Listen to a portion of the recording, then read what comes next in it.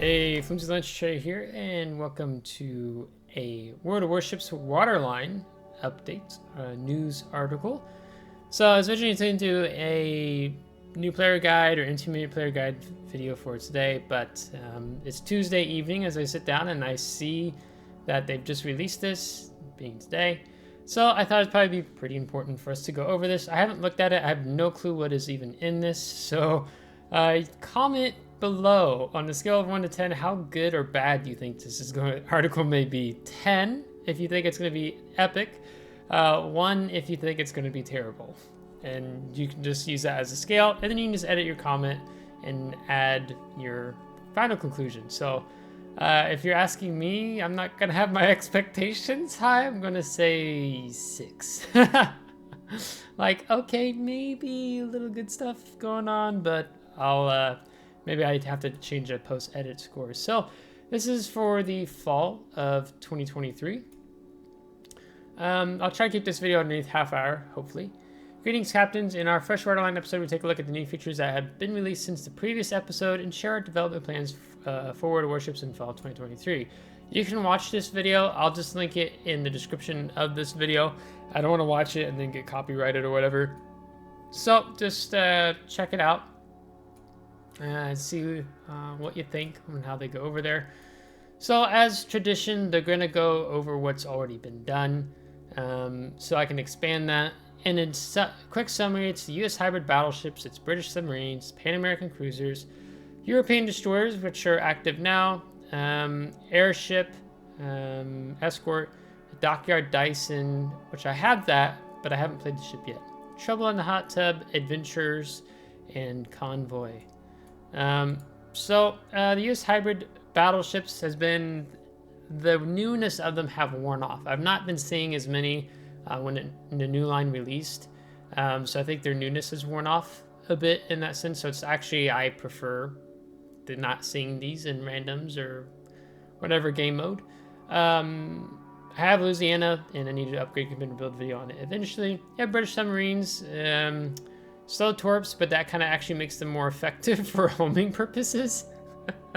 Because they can't just fly back past you if you juke.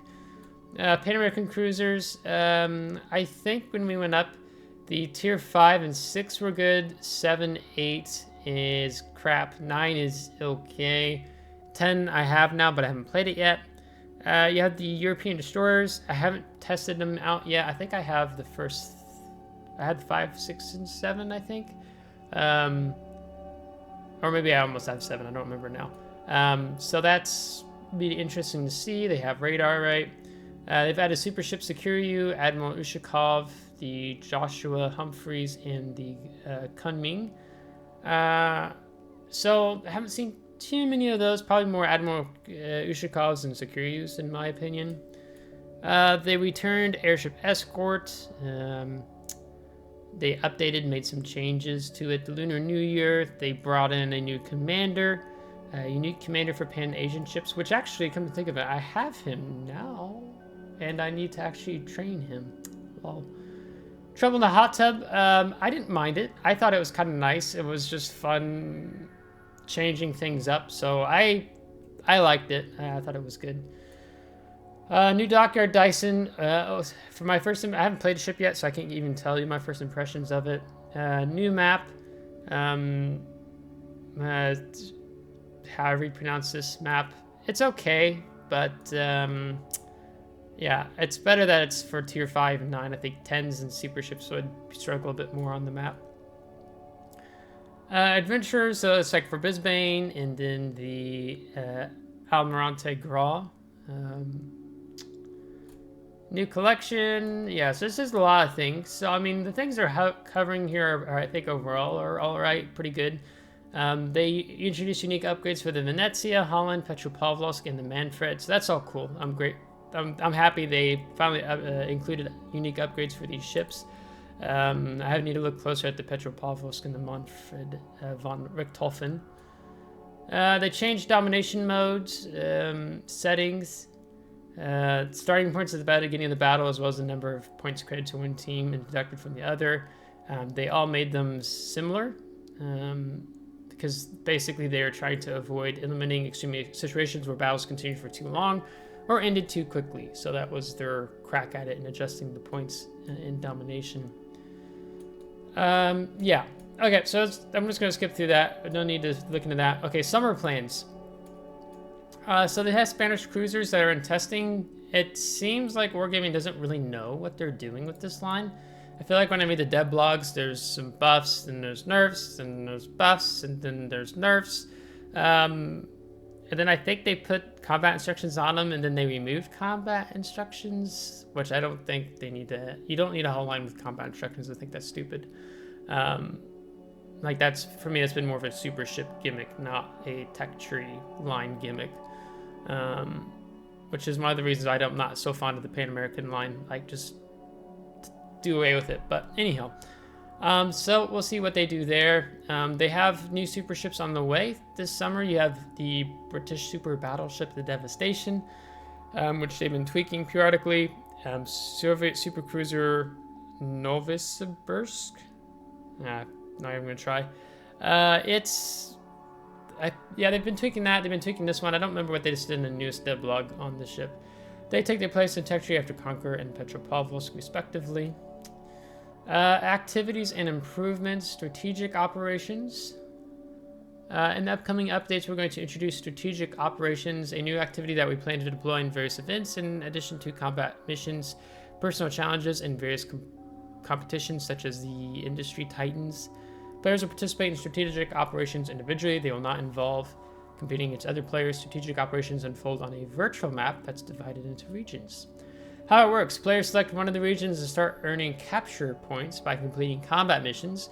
Once a region is captured, the player retains a reward and can proceed to capture the adjacent regions. 3 types of regions will be available, each differing in terms of the types and complexity of their combat missions. The final reward for each region type will also differ. Excuse me. My voice is hurting a little bit there. Okay, so it's just like a combat mission chain, basically. So that's another way to get players to be playing all these different combat missions. So basically the idea of this is that you're getting players logging in every day and doing these other different combat missions that differ from the daily missions, essentially. So it's a way to get players playing on the game every day, essentially, giving them something to do if, like, you've basically grinded all the ship lines.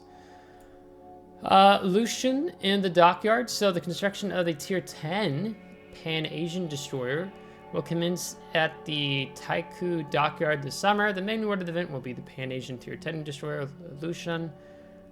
Lucian is armed with 430mm main battery guns with flat trajectory ballistics that make it easy to fire over long ranges. The damage per minute, however, isn't the highest. Okay, I'm assuming it's more with the torpedoes. The ship is equipped with 2 quintuple tube torpedo launchers with standard torpedoes, so not deep water torpedoes. Okay, so it sounds like they're going for something different than Yu Yang.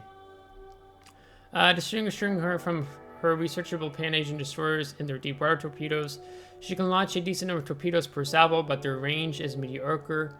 Lucian also boasts good concealment. Okay, so range is mediocre. I wonder what that means. Like, tier 10, are they thinking like 9, 10, 11 kilometers? I mean, 12's not bad, but mediocre. Okay, well, that's going to be interesting.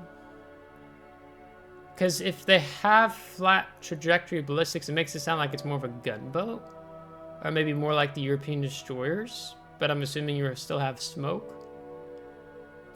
Okay. Even though she has no engine boost, the ship has a pretty decent set of consumables. Hydroacoustic search. Ooh, I wonder if that's going to be like Lo Yang, like the 5.5. That would be cool. Smoke generator with a short smoke dispersion time and torpedo reload booster in separate slots. Okay, so they're changing it up a little bit. Okay, interesting. Mechanics for new aircraft carriers. As we mentioned in the previous edition of Waterline, we're planning to bring back the aircraft carriers that were removed from the game in Update 8.0. Oh no. Oh, this is gonna go down. No! Okay, let's see. Okay, let's cross our fingers, right? but they return with a changed concept and new mechanics for their squadrons. Oh crap, oh crap.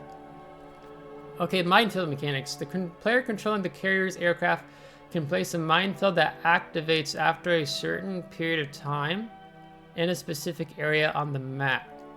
Hostile ships and submarines take damage upon contact with the mines.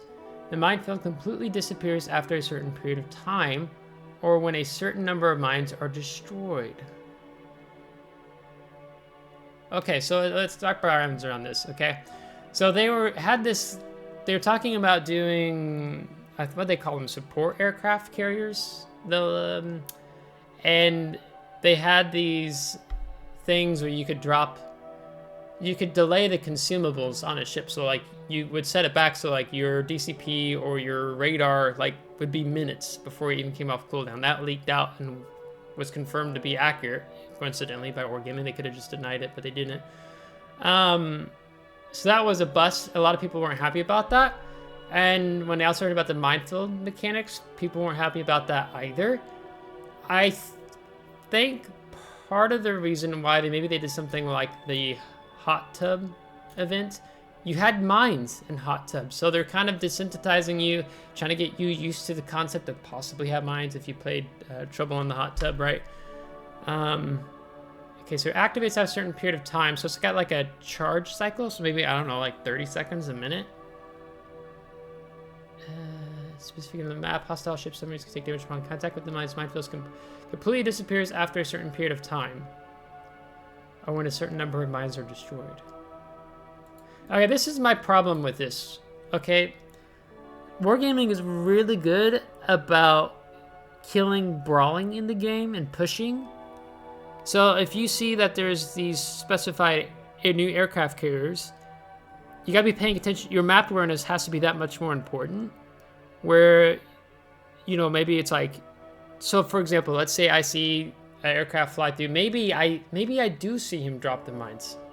Maybe I don't, right? But if I do, I want to click the map, type in chat, hey, aircraft carrier just dropped mines in F3. Okay, whatever. I wonder how much damage these mines are going to do. Imagine like you're speeding along in Marceau, you know, 50 knots, whatever, and you just death strike. I mean, maybe not. Maybe they do little damage, but I am... Oh, that's not good. I'm not happy about that. I think that's bad for the game. Airborne smokescreen mechanics. The aircraft will have a smokescreen behind them. Oh, this aircraft will leave a smokescreen behind them as they travel along their route. It will cover vast distances, but disperse quickly. Okay, with this, I mean, both of these things, you could say, argue are historically accurate. I mean, usually when minefields were planted, I know most of the time they were deployed by ships.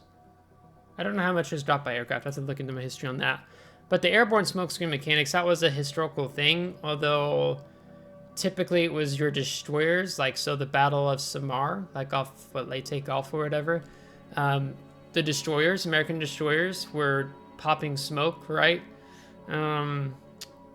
They toyed with airborne smokescreen mechanics, but I don't think they used it that often in World War II. Well, I know it was used quite regularly by ships and even the Japanese too, I believe. Okay, well, I don't know. We're gonna have to see, and I think minefield mechanics is stupid. So imagine you're chasing a CV trying to kill him and he drops smoke. And you don't have eyes on him, right? You can really just...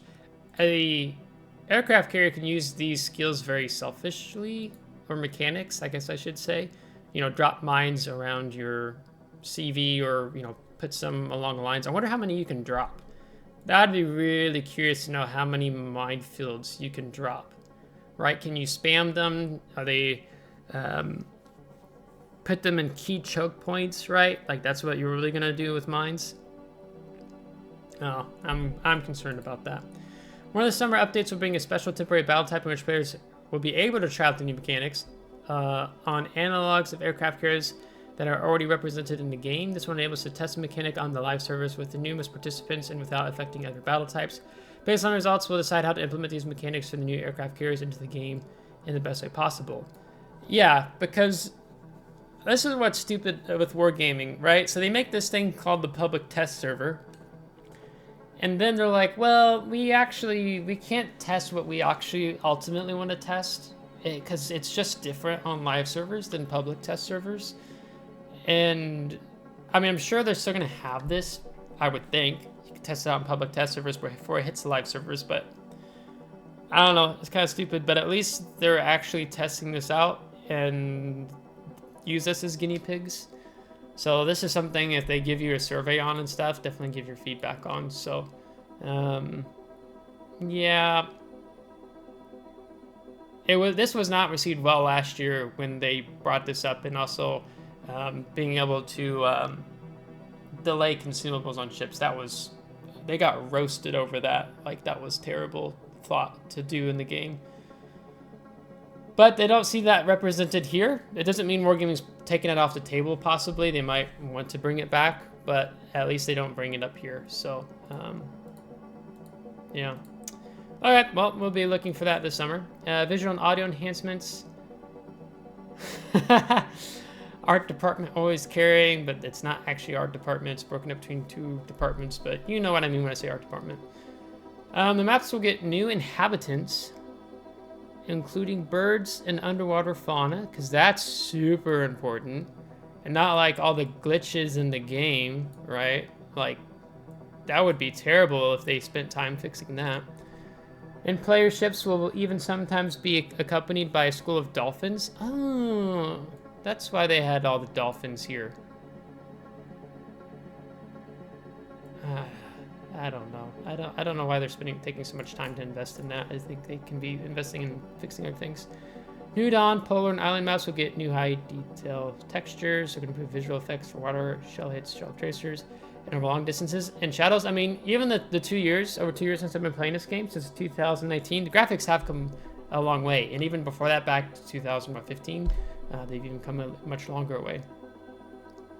We're also going to animate the unfolding of antennas and funnels on aircraft carriers, as well as movements of funnels to correspond with the rotation of the main battery guns on a number of French battleships that have this feature incorporated into their designs. The quality of most sound effects in the game is going to be improved. The sound effects of explosions, shells fired far from the player will receive specific attention. Okay. Upgrade recommendation system. We plan to improve the equipment section in the port. Okay, they've already messed with this once since I've been a player in the game. We originally planned to do this in spring, but we delayed it until summer for various reasons. We're going to add an upgrade recommendation system for each ship, similar to the commander skills window. You'll also be able to pre-install upgrades.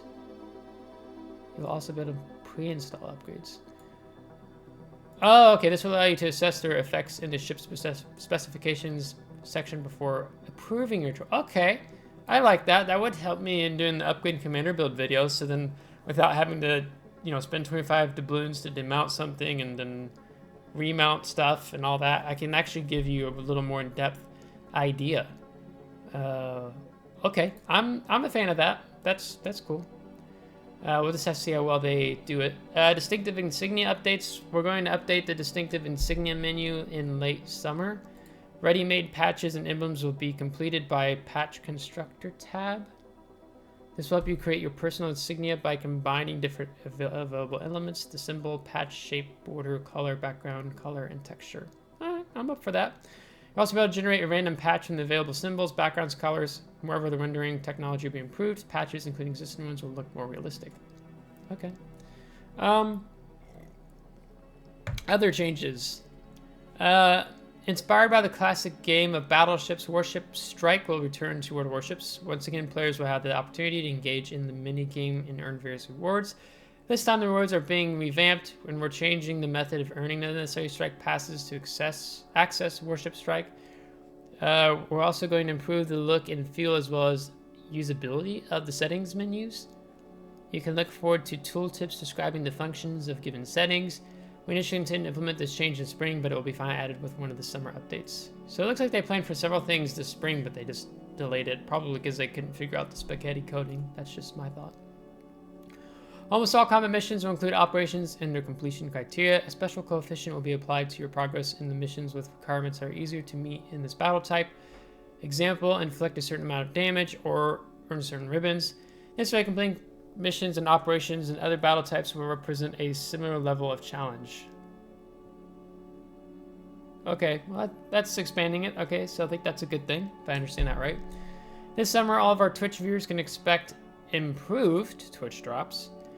Rewards will be credited in-game as soon as they're awarded to the Twitch account, and then they need to restart the game if it's already running. Okay, well, I'm sure that's going to help Twitch viewers. So, sounds like they're wanting to boost their Twitch viewer audience if they're going to improve drops. Sometimes I just have Warships playing in the background on Twitch, but I'm not actually watching anything they say because, you know, it'd be a shame if, you know, these community managers end up shotgunning with their submarines against players in the game, since shotgunning isn't a thing. Lamau. Autumn plans, Soviet submarines. All right, animated commanders, airship escort, and random battles. Oh boy. Japanese battleships. Okay, we saw this announced on the Twitch stream. I think they got 457mm guns. Yeah, I have to remember if that's what the Tier 9 10 had. I can't remember if all of them had that or not. Yeah, because I didn't want to add more 460s in the game. Halloween, birthday, and Black Friday, new Superships. Okay, new ships. Soviet submarines. A branch of Soviet submarines will arrive in early access in fall. The S-1, the L-20, and the K-1. We currently view these boats as a counter to other submarines. Oh, okay. All right. Their increasingly coming torpedoes deal moderate damage but have a decent range and are quite fast. Their alternative torpedoes deal heavy damage and have a long range. In addition to torpedo tubes, all submarines of this branch are equipped with player-controlled main battery guns. Was it the, what's the Japanese sub? Is it the I-51 or something? It's got a main battery gun on it. 1.5 second reload. So I got crapped on in my Shinanomi by one, or is it I-58? I don't remember. Main battery. It says guns. I don't see any guns on this rendering of Soviet sub. Guns. Does that mean it's going to have more than one gun? Player-controlled main battery guns. Or just they're saying, yeah, this line's going to have guns on these submarines in general. Ooh. Hopefully not more than one gun. I don't know. I mean, it's a mixed, you know, maybe it's like, oh, okay, then you get submarines playing more on the surface. But, yeah. Japanese battleships in the middle of an autumn. The second branch of Japanese battleships will appear in the game. It consists of Imahari, Adetada, and Bungo. These ships are battle cruisers equipped with the trademark Japanese long-range and accurate main battery guns. Main caliber is represented by 4 and 10mm guns at Tier 8. Right. While Tiers 9 and 10 feature 457mm guns. Okay, so if I remember correctly, this means you can't overmatch 32mm bow. You need 460 because these are essentially, they're like 17.9-inch guns. They're not a full 18. That's, you gotta get to 460s to do that. So I don't know if we necessarily needed more. I mean, one, I don't think the Japanese never had designed a 457mm gun, but I think it's Wargaming just trying to prevent adding more overmatch guns. But I mean, you can still clap cruisers, like, you know, this is Ohio guns essentially. You know, you can wreck right through a lot of ships in the game. The ships also have good concealment, but average in comparison to the other ships of the same type. Okay, so better concealment than the current Japanese battleship line? I would think so if they're battle cruisers.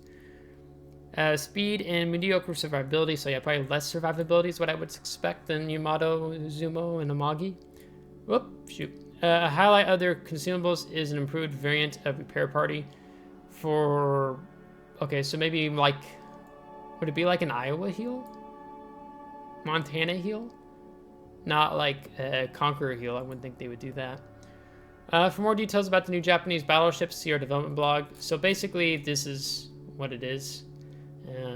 So here's the one with the 410s. It's kind of and this super massive smokestack. So it looks more similar to like the Amagi line.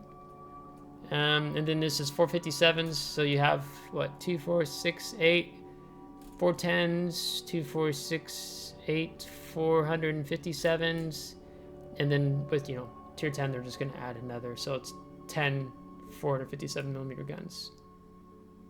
So they have information there on it. As a gesture of gratitude to all participants who contributed their incredible designs. To all participants who contributed their... incredible designs to the Umahari Camouflage Contest.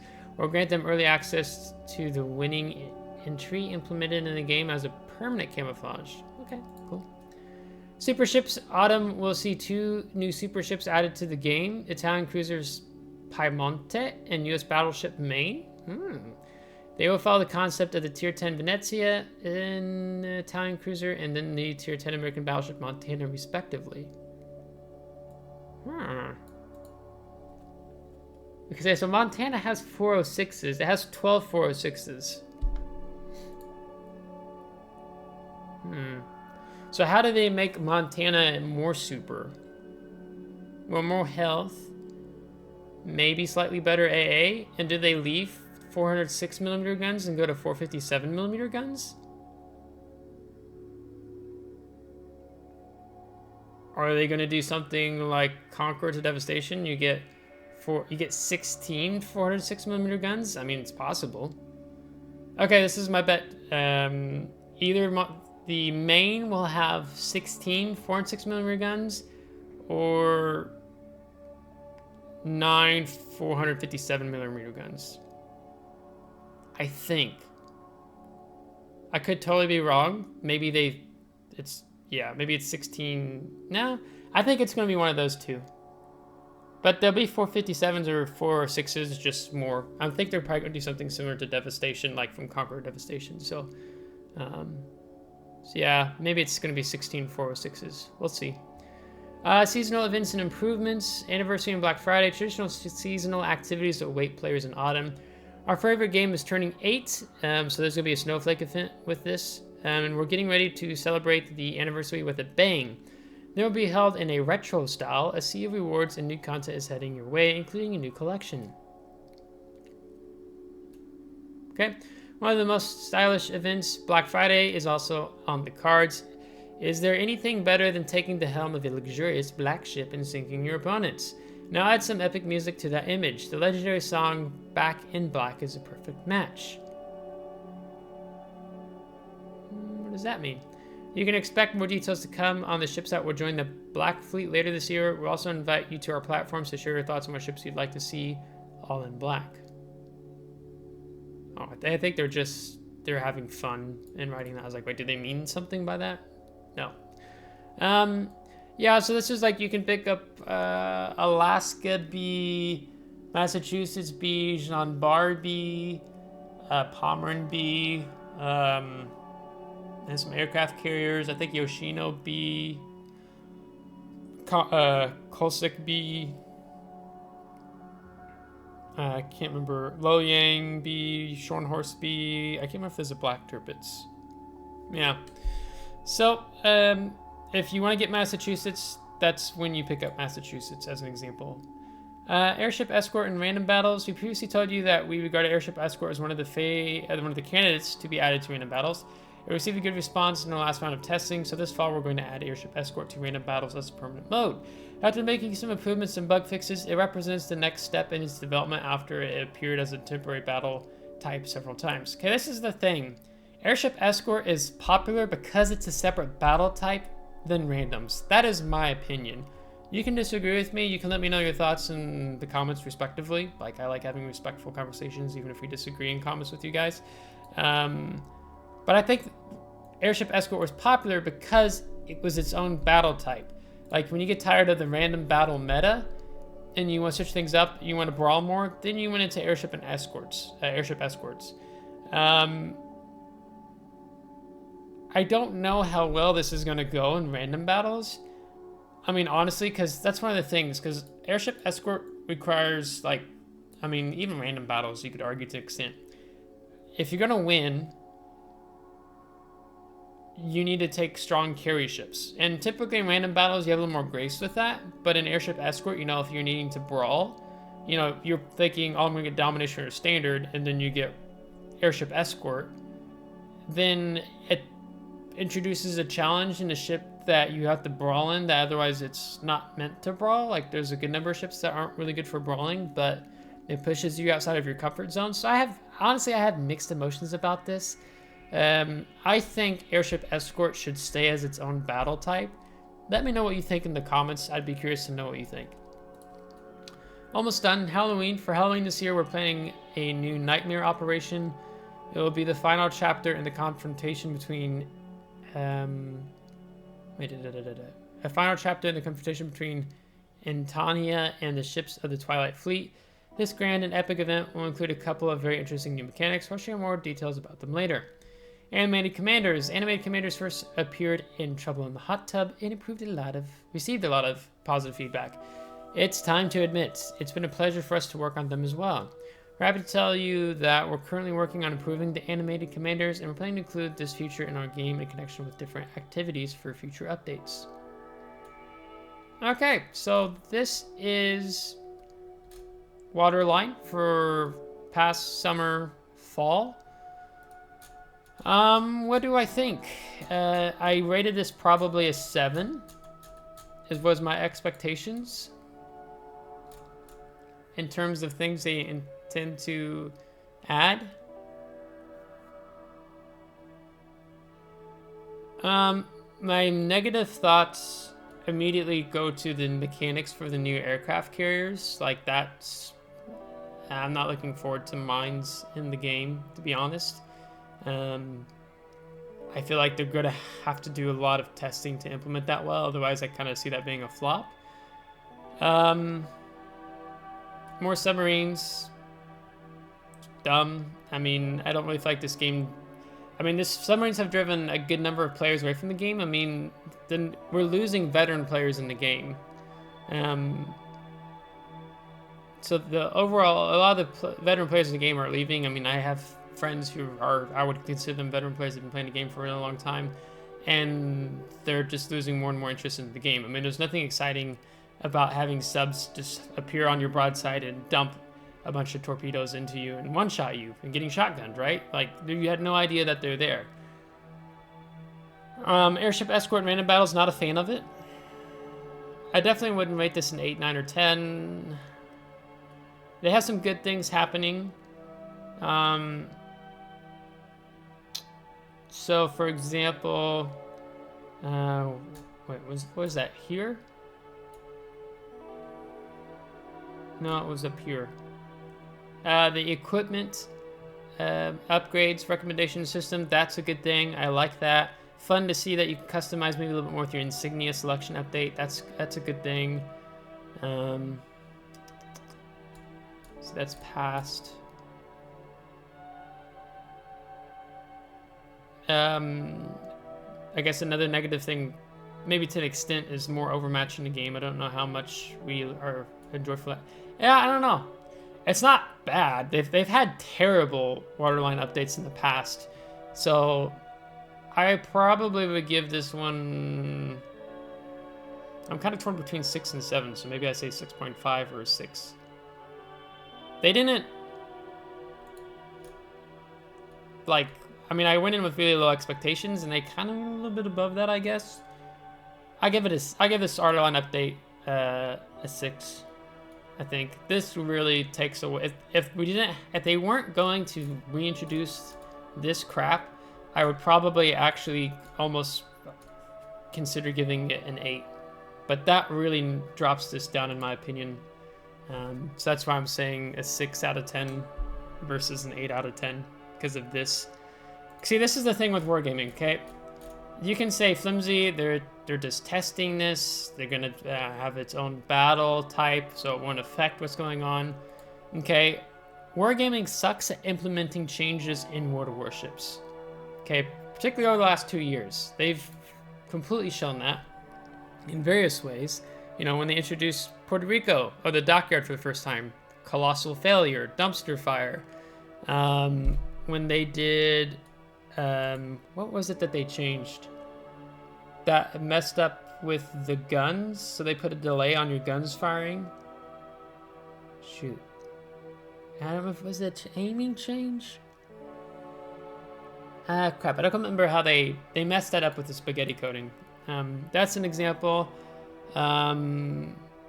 They took forever to figure out submarines, and submarines are still broken. Introducing submarines in the game has been bad. That hasn't been a smooth change by any means. The commander rework was a colossal bust. It took them about 4 updates to actually fix things. They were introducing Deadeye, and all the community contributors said, don't do this, it'll be bad for the game. And then 4 updates later, they're like, oh, actually, it was bad. We shouldn't have done that. Well, not that they said they shouldn't have done that. It just affected the meta in the game. You have the economy rework we're going through over the last several months. That's been mixed results. Superships in random battle random battles. I've not been fond of that. I think it needs to stay in its own battle type, but I mean it's not that big of a deal. Sub, yeah. That's some examples. So anyhow, you get to have dolphins swim along your ship sometimes in battle now. Like that's the big highlight, right? So let me know your thoughts of this Waterline update on the summer-autumn of 2023. It's not as bad as the previous ones, I will admit, but I wouldn't say it. There's some good things I see happening, but I think overall I'm kind of like meh. So yeah, let me know your thoughts. If you liked today's video, give a thumbs up. If you didn't, give a thumbs down. Subscribe if you do want to see more. If you're subscribed, thanks so much. I appreciate it, and we'll catch you next time. Take care.